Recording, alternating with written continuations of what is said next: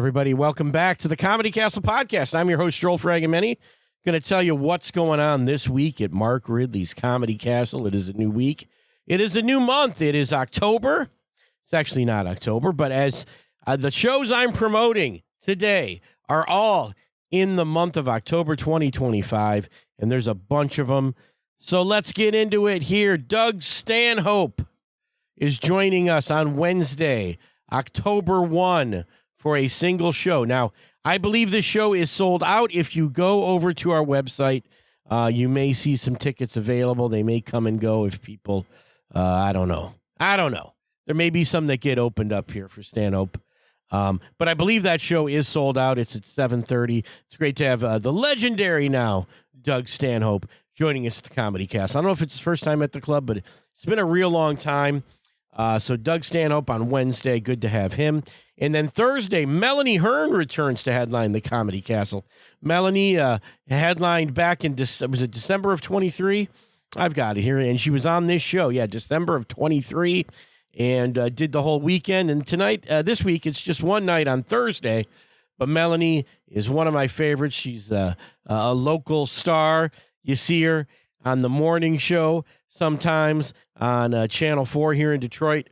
She was one of my students, and she's a delight. And she's going to be there 7:30 on Thursday, a single show from her. And then Michael Costa, who you may know from The Daily Show. He is a host. He's been a reporter or a correspondent, I guess they call it, on The Daily Show. And you can often see him anchoring that show. And a Michigan guy, started out here in Detroit. We'll talk more about Michael in the interview. You'll hear that today. With Hannah Osborne, who's the opening act for these Michael Costa shows. So 7:15 and 9:45 for you on Friday, October 3rd, Saturday, October 4th, 7 p.m. and 9:30. Michael Costa, Hannah Osborne, who you'll hear in just a minute, who I did a great interview with, who I think you guys are really going to enjoy. Mary Spencer is also opening that show. So really good shows this weekend. Michael, again, a Michigan guy, done well. And it's your chance to see him 4 shows with Michael. And then Rob Anderson comes in on Sunday. Rob Anderson, I pulled this up. Rob Anderson's doing a show called Are You Afraid of the 90s? It's going to be a lot of funny 90s nostalgia. Rob has written books. He's done a lot of viral videos. He did viral recaps of the TV show Seventh Heaven. Look, that ain't for me, maybe, but it might be for you. I have learned as I've gone through my career in show business, and I've been a critic of it, been part of it, is that not everything's for everybody. Maybe this Rob Anderson show I'll love, but I get the feeling that you're going to have maybe millennial women that are really going to show up and turn out for Rob Anderson. And there's 2 shows. We are listing the early show is being sold out. That is at 7. Rephrase this. The early show at 4 p.m., there are tickets available for Rob Anderson. His late show at 7 p.m. is listed as sold out. There's also VIP opportunities to meet Rob. So go over to comedycastle.com for tickets to Rob's show. Michael Costa, Melanie Hearn, maybe a Stanhope ticket or 2 will open up. But it's going to be a real full week. I am not feeling well, as you can probably hear from my voice. I have been ill. I went to New York City. And that was responsible for a couple reasons why there was no show. One is I was in New York for a week and could not produce a show. And then I was feeling so unwell, just horrible coughing, congestion. I'm still dealing with that. My wife came back sick as well from New York. But we had a great time. But there were no shows for 2 weeks, and I apologize for that. But we got one today with Hannah Osborne here in a second. But in New York City, people always want to know, what'd you do? Did you do stuff fun? Did you do comedy-type stuff? Here's the comedy-type stuff I did. I attended the Broadway show of Jeffrey Ross. Jeffrey Ross tells his life story in a show called Take a Banana for the Ride. It was a great show. We laughed. We cried. Jeff did do some of the roast stuff at the very end of the show, but it's really a heartwarming story about his life. He had a couple of musicians on stage with him. He had a whole kind of multimedia display behind him where he could throw up family photos and pictures of him in his early days of stand-up, and it was really, he did a great job. Sometimes you get worried about the comedian doing a one-man show and think it's going to be lame or something, but it was not. Now, I know that show is closed on Broadway, but the good news is Netflix filmed it. It'll be up on Netflix at some point, and I really recommend you watch Jeff Ross Take a Banana for the Ride. It was super fun. And then we also attended taping of The Late Show with Stephen Colbert there on Broadway in the old Ed Sullivan Theater. It was really cool to go there. I have never been in that theater before. That, of course, was Letterman's theater for his reign on CBS. And, of course, Ed Sullivan through the 50s, 60s, and 70s. That's where the Beatles debuted in the United States on television. So really historic place. Really cool to be there. Shout out to Paul Mercurio, the great comic who was doing warm-up for the show there with Stephen. And Paul, he's been on this show. I've talked to him. He's a friend of mine. Got us in. Got us VIP seats. Got us in the front row. Super cool to see Stephen Colbert live. Front row tickets. Thank you, Paul. You're the best. Hopefully we're getting Paul back here in 26. There's a little Comedy Castle news. Paul Mercurio returns in 26. Not official, but I'm kind of telling you it's going to happen, but it's not official. That was super fun. Also, a quick shout out before we go on any further, because you're going to hear in this interview, Hannah talk about this a lot, the comedy classes at Mark Ridley's Comedy Castle. If you've ever wanted to be a comedian or do comedy, try stand-up for yourself, search out our classes and Mark Ridley's Comedy Castle. There's more information on comedycastle.com. We've got a beginner class with Bill Bouchard, who does a great job getting you up there, talking to you for about 5 weeks, having you practice, run through your stuff, doing your showcase. And then if you want to do comedy for a living, I'm going to recommend the advanced comedy class with myself, Joel Fragomeni. I've got a great group in there now, man. I got to tell you, I got some really, really funny people who are hungry, want to do comedy, and I think are great. They're working with me right now, but if you want to take the advanced comedy class for yourself, the next session will start on November 1st. It'll be the last session for 2025. So if you're interested in any of these classes, you can read more about them at comedycastle.com and call the club at 248-542-9900. All right, let's go to the interview because I am feeling lousy. My voice is not great. It hurts. We're going to power through because I had a great interview with Hannah Osborne. She's the feature act with Michael Costa on Friday and Saturday. Hannah is no stranger to the Comedy Castle, as you'll hear. She went through the classes, or at least Bill's class, didn't take my class, but did a great job getting out there, doing things, having 2 children in the process of building up her comedy career for the last 5 years. You'll hear about who were her early influences, the comedian that really put her in the mind space that she could do it, what happened in Bill's class, what happened in the Detroit to L.A. contest, and just so much cool stuff. Hannah's really fun to talk to. I think she's one of the best young comedians, and by young I don't mean age. I'm talking about levels of experience, and we talk about comedians who've been doing it for less than 5 years. I don't think there's anyone better than Hannah Osborne, and she's real fun to talk to on the show. And if you weren't planning on coming out this week, it's another great reason to come out, because Hannah's wonderful. That whole show, Mary Spencer is going to open that show. We did a fundraiser a couple weeks ago, and Mary Spencer went out there and emceed it and really killed it on a Sunday afternoon. And, when you're doing a fundraiser, those crowds not always into the show. They're usually there for the charity, whatever's going on. This was a cat charity, and the cat people really took to what she was doing. I think she's going to kill it this weekend, too. So great shows coming up. Hopefully I'll talk to Mary in the future, but here's Hannah Osborne for you right now. Enjoy.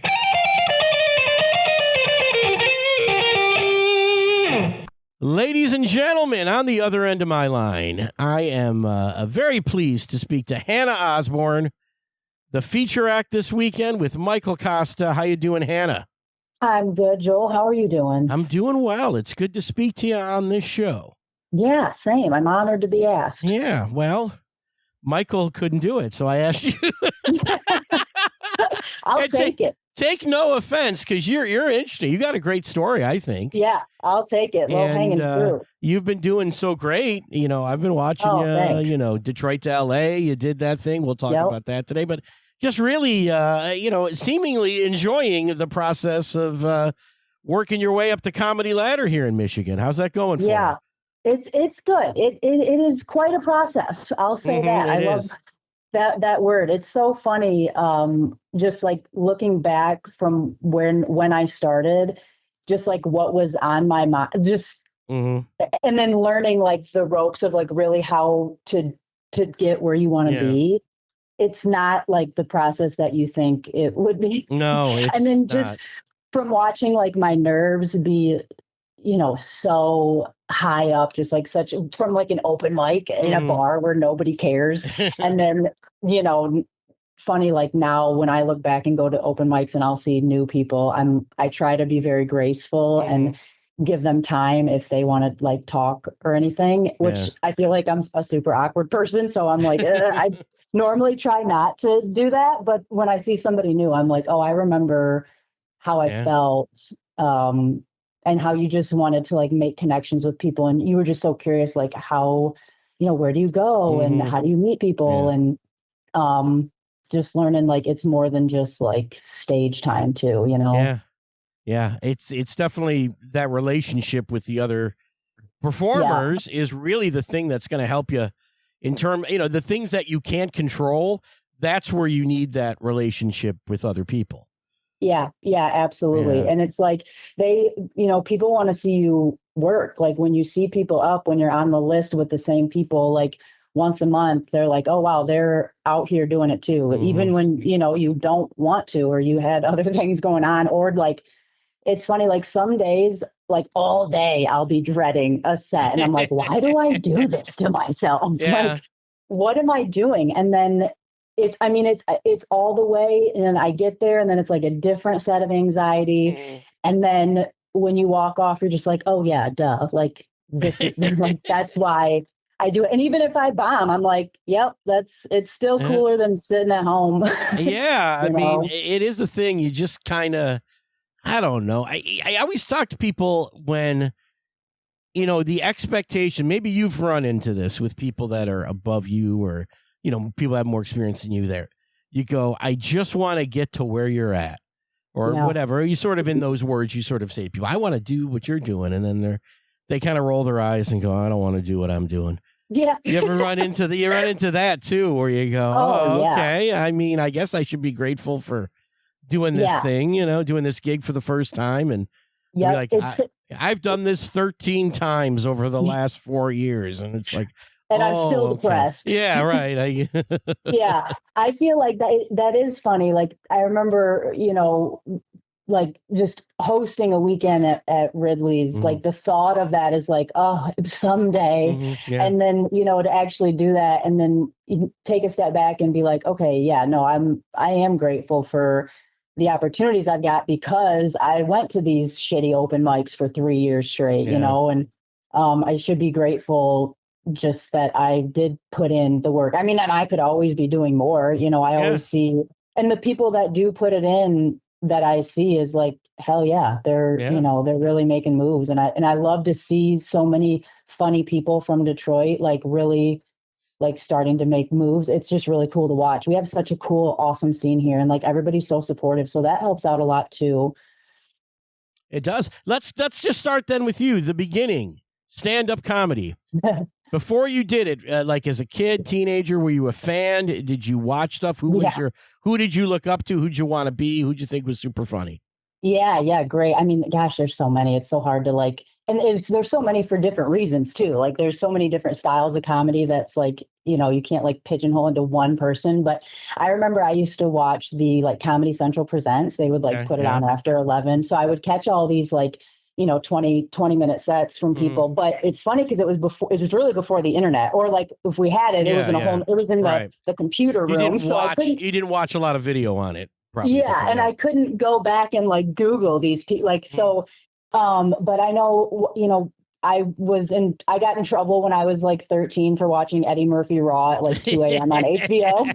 And my dad was like, you should not be, this is not something that you need to be watching right now at this age. And then like, I couldn't get enough of it. And the first comic, which I'm not embarrassed to say this, but it's so funny looking back now, but Dane Cook was my first. Sure. I got his, like I downloaded all of his, like an MP3, all of his hours. And I remember listening to him in my iPod. And I'm glad that I got that experience of listening to comedy, like first when I became obsessed with it instead of like watching it. But just listening to him and like the way that he told stories, I was just so intrigued by, and I'm by myself, I'm 13 years old and I'm like belly laughing. And I'm like, wow, what a cool skill, you know? And then I would say, you know, it just evolved into watching more like Mitch Hedberg was another big one. Yeah, he was gigantic. And like he would always be on like late night and just watching his style of jokes be so much different from Dane Cook and being like, oh, wow, like there's so many different like facets of this that I was so intrigued by. And then I was always like, it's funny because I was always such like a really loud, outgoing, like dramatic kid. And I believe it.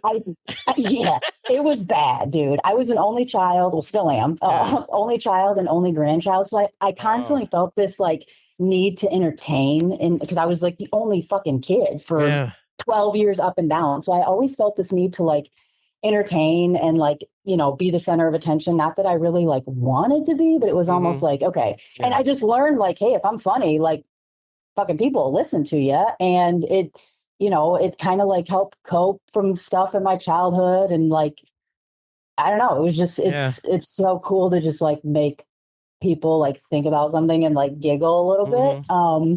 But yeah, I mean, I've always been a really big fan of just like comedy. And it's funny because like when I was younger and I would watch people, I'm like, oh my gosh, they're just coming up with all this on the fly. Like they don't, you know, it's not an act. And then again, going back to like, you know, when you first start, it's like, oh, learning the whole process of the game is just so fun too. Yeah. So how did you end up on stage for the first time? So I took Bill's class in 2019. And again, I recommend it to everybody. It's such a great starting point. You know, even if you've been like watching comedy nonstop, it's still such a good like workbook for you. And was that did somebody push you towards that, or you just sought that out yourself? I sought it out myself. Nice. I didn't meet anybody that had done it. And at this time, I'm like 27, I think. So I'm older. Yeah. And I just remember being like, I was working, I worked as a financial advisor for like almost 10 years. And like, I loved it, but it was a desk job. It was so corporate-y. And I just felt like I need to do something else for myself. Like I need a hobby. My husband plays baseball still. And it's so nice that he just has this other thing that like, you know, if it works, cool. If it doesn't, but he's just out there trying. And I just like envied that. And I'm like, you know, so in a way he pushed me to do it because he was like, you are funny and you love comedy. Like, give it a shot. And that was that was such a cool experience. And that's what got me to just like learn, you know, the ins and outs of like how to start and how to continue if that's something that you want to do. Yeah. No, that's great to just go out there and seek it out that way and go that. Yep. And then at some point in that class, you must have felt like, well, I can do this outside of the class. Because a lot of people will take that beginner class at the club and then go, hey, I'm done. That was fun. I did it once. My friend saw me. They taped it. And that's it. Yeah. It's funny because I always tell this story when someone asks about the class. So I did the class, you know, and I had my 7 minutes. It was down to the second and everything was perfect. And I, you know, rehearsed it and everything was, and the crowd is so wonderful for those shows and everybody's there. I just feel like they're there.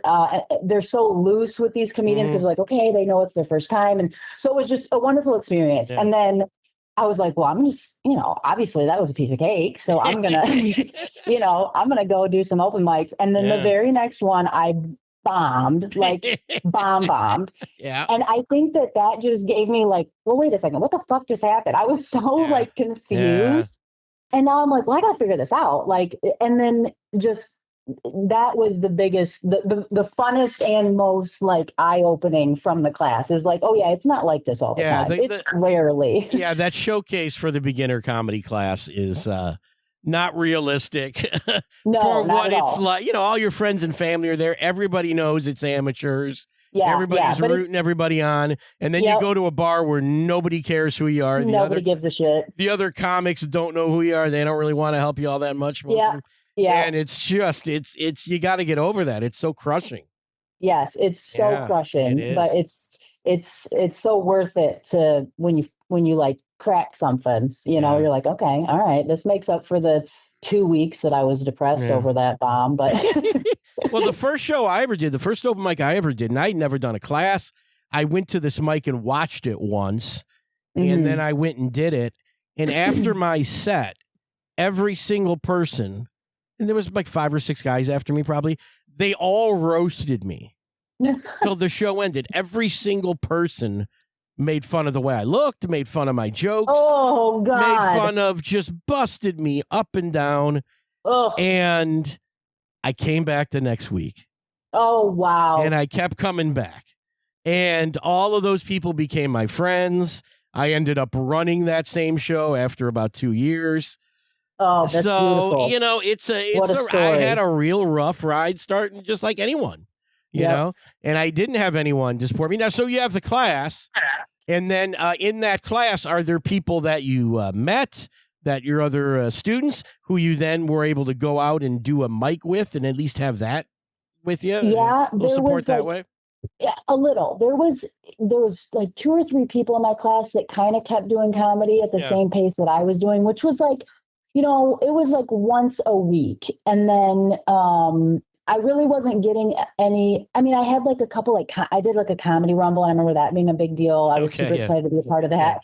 And then I did like a couple like scheduled open mics. I think I did one at Written. So like nothing too serious though. But then after then it was 2020. So like nobody did anything. Right. So pretty much there's only one person that's from my class that I remember that is still kind of doing it-ish right now. So there really wasn't a big support. And also I probably could have been better. Well, I take that back. Mark DeBario was in my class. So he still books and runs shows. Yeah, sure. Yeah, Mark. Yeah, absolutely. And he's great. He's wonderful. And I feel like he found his niche of like, that's what's so cool about the class is like, if you don't, let's say you don't want to do comedy, maybe you find your outlet in booking shows and you can be really successful at that too from the class. Yeah, a lot of people do. And that's the thing I teach in the advanced class for people is run your own show. But yeah, Mark has helped a bunch of people. He's great. And he's great. And he's super nice and willing to get new people out and give them a chance. But yeah, other than that, there really wasn't a lot of like networking. It was mainly just when I started, I would stalk the the Michigan Comic Network on Facebook. And just every day I would just look at, you know, where stuff at. And then there used to be a really good working document that they had on that Facebook. I don't know if it still exists. I'd have to check because it had like all the open mics and I would refer to that all the time and just figuring out. And most of the time I would do my set, I would leave. So I could have probably been better about like talking to people. That's why I try to be so open to new people. Cause I'm like, I want them to feel comfortable if they want to ask me questions, you know? Yeah. Yeah. It's definitely a process. You got to figure out the mics, you have to figure out where you can go, what works with your schedule, what's close to your house. Yeah. Oh yeah. You're driving 2 hours for, 3 minutes, but whatever. And, but you did all that. You got yourself, people got to know who you were a little bit. You came into Detroit to LA. Was that last year? It was 24, right? 24. Yep. Yeah. Detroit to LA. Tell everybody about that. We talk about it a lot on this show, but so that was so awesome because I had been in that competition for like, I don't know, 4 years. So, and I don't think I ever made it to maybe one time I made it to the next round. I don't know, but I was just super just honored to be a part of it as always. And then I think I like texted Bill at the last minute. I was like, hey, do you have? And it was like one of the last nights for the round one. So it was just by happenstance that I made it into it anyways. And it's just such a fun experience. And you get to meet a lot of people there too. I feel like a lot of people come out of the woodworks for that you don't see a lot at other shows. So you get to meet some people. But I mean, that was just such a it was so cool. The crowds for that are awesome too. And I mean, it was like, I don't know, there was like 250 people there for the final. It's just, it's so fun. It was so fun. But yeah, it was, I mean, I did not go, I will disclose, I did not go to LA. Yeah, I was going to ask. Okay. What's going on with that? So I took, I don't know if I can like say it on the show, but you can cut it out if you want to.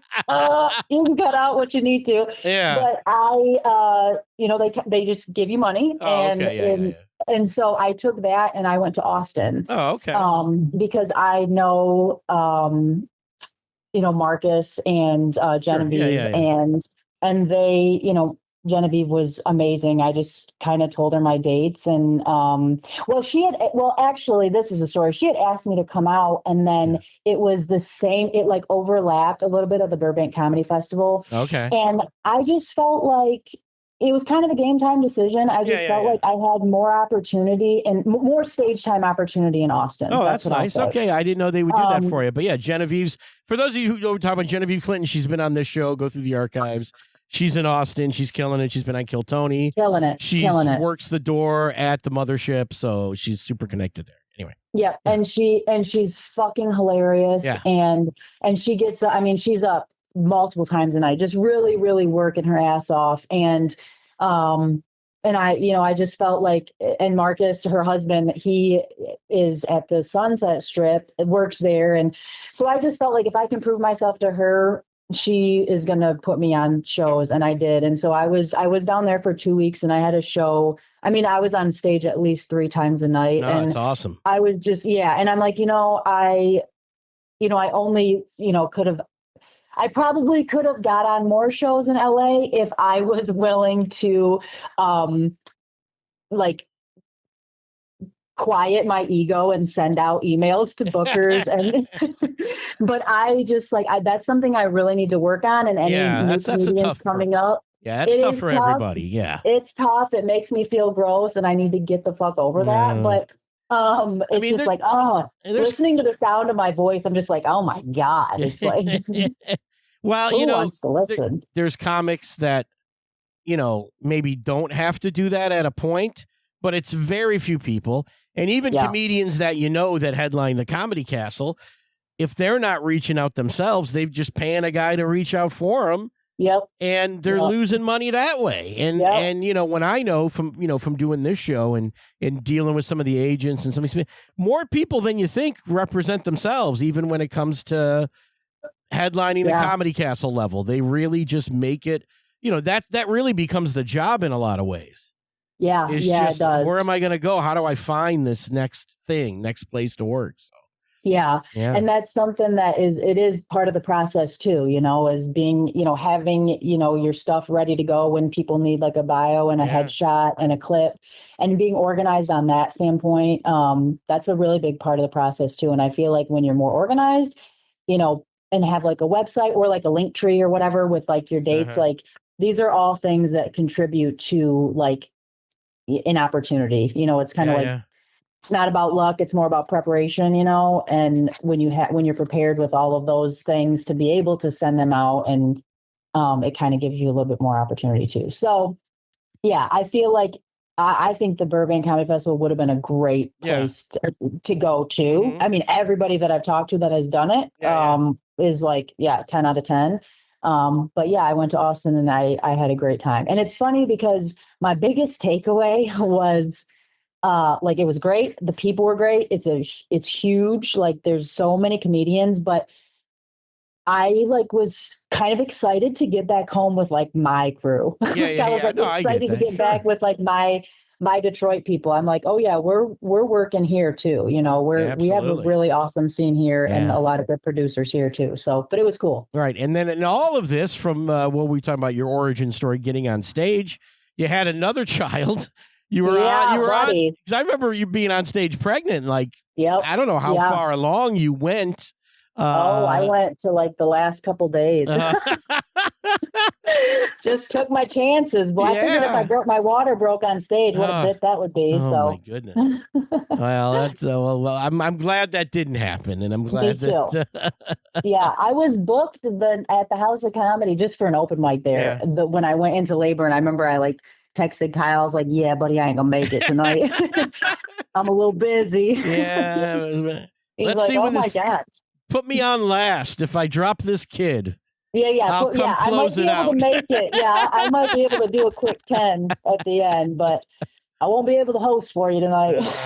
That's great. Now, how did that affect you being on stage? Yeah, great question.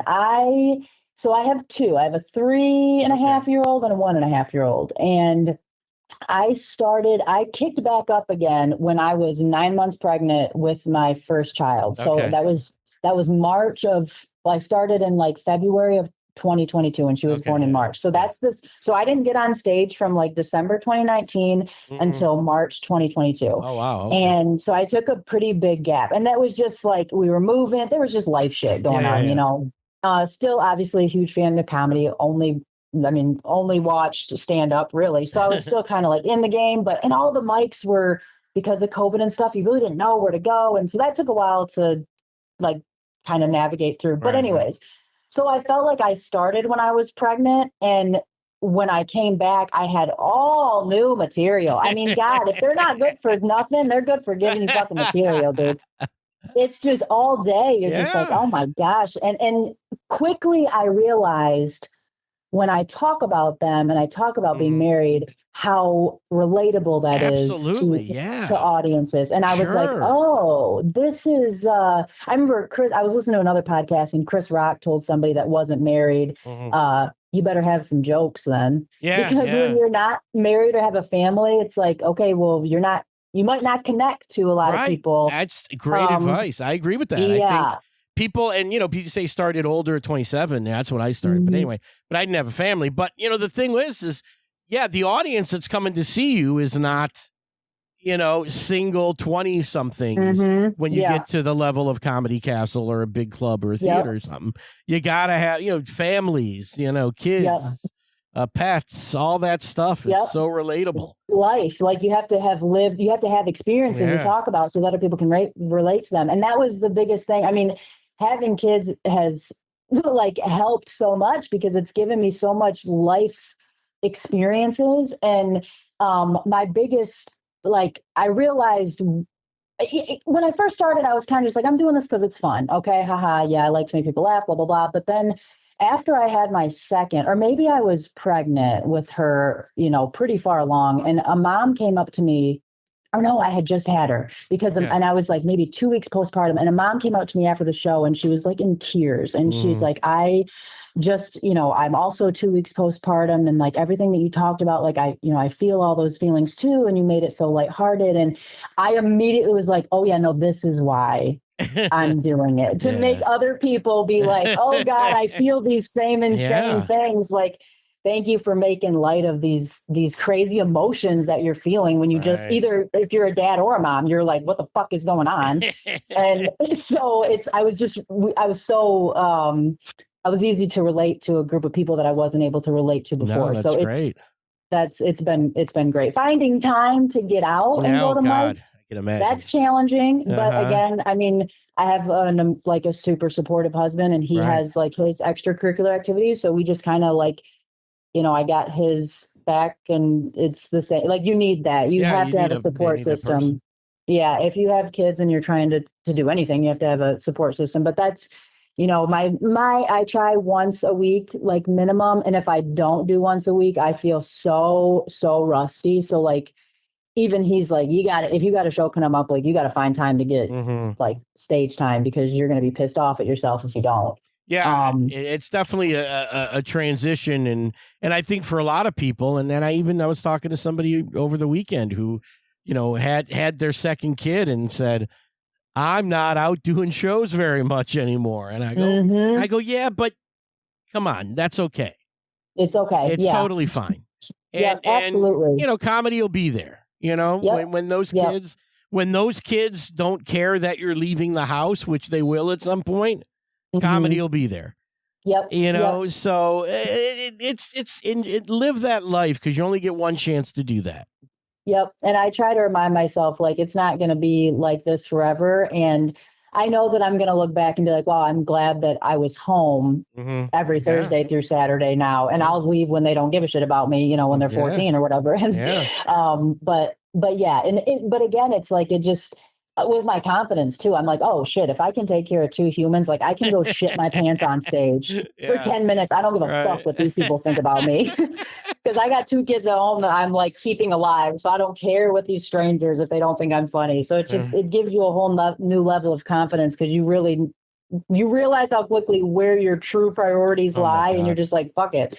I'll throw shit at a wall and see if it's funny or not. I don't care if you laugh or not because I'm going to go home and I'm going to keep people alive. So, all right. Well, but it's fun. Tell us this weekend. Well, let's talk about Michael Costner. I know we were talking before we officially came on air. Oh, yeah. You worked with Michael the last time he was at the club, maybe? Is that true? Yep. I opened for him and then we kind of stayed in touch. And then he had to come back to Michigan to do like a benefit show for like somebody from his family's coworker. And he asked me to do that with him. So I was able to do that and it was super fun. And he's so nice and he's from Michigan. And, you know, so he said, hey, I'm coming back to the castle in October. Do you should ask Bill if you want to feature for me. And I was like, yeah. So I told Bill and, you know, made sure that they knew it was okay with each other. And hopefully it goes well. I'm super excited. Yeah. And Michael was a guy that started, I don't know, a year or two after I did.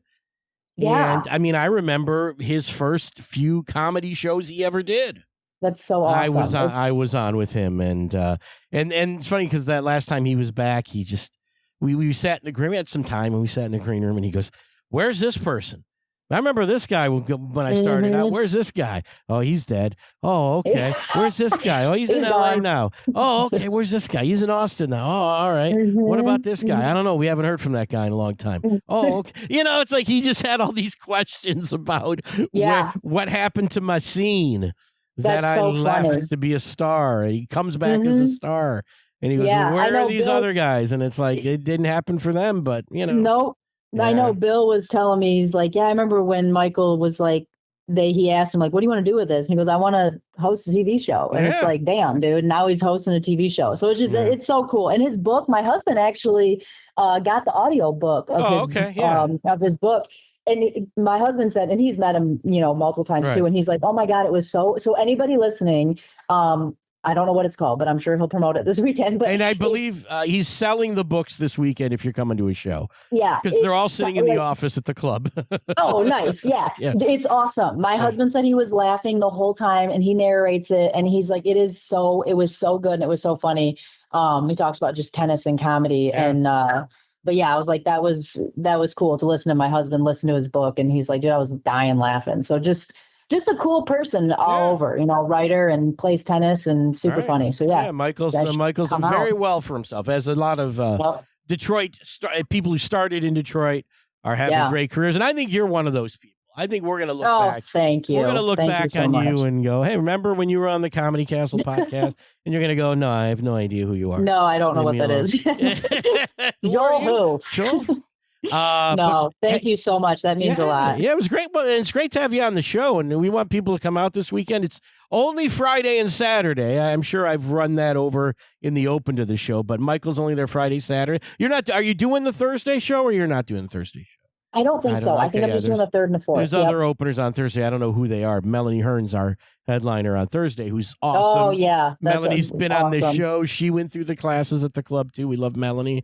She's amazing. A great weekend of comedy, and you're going to be a big part of it. So looking forward to it. Thank you so much. Yeah, thanks for honored to be asked to do the podcast. Well, hey, you were an awesome guest. Thank you. You're a good comic, so I'm looking forward to the shows. Awesome. Thanks, Hannah. All right. Thank you, too. That was awesome. Yeah. Well, there you have it. Hannah Osborne. Great job, Hannah. Super fun interview. Fun talking to you. 11 a.m., not feeling well. And I talked to you for a half an hour, and it was great. Super fun. And I'm really looking forward to those shows. Yeah, I didn't want to spoil the beginning that she did win Detroit to L.A. I did not know she chose not to go to L.A. She went to Austin. Who knew? But fun talk. Looking forward to seeing Michael Costa this weekend. I mean, Melanie Hearn is there Thursday. There's so much going on. Stanhope, Rob Anderson on Sunday. Guys, thanks so much for listening to this. I want to thank you guys for listening. I was sick. Some people were asking where the show was. Wasn't feeling well. Wish I could have done them. But now we're here. We're doing it. So I want to thank you guys for listening. I always want to thank Mark Ridley for his support of this show and making sure that I can do what I love to do, which is talking to you guys and make a couple of bucks doing it. And, of course, Bill Bouchard, our talent coordinator. I always talk about him as, the guy who teaches the beginner comedy class. But he's so much more than that at our club.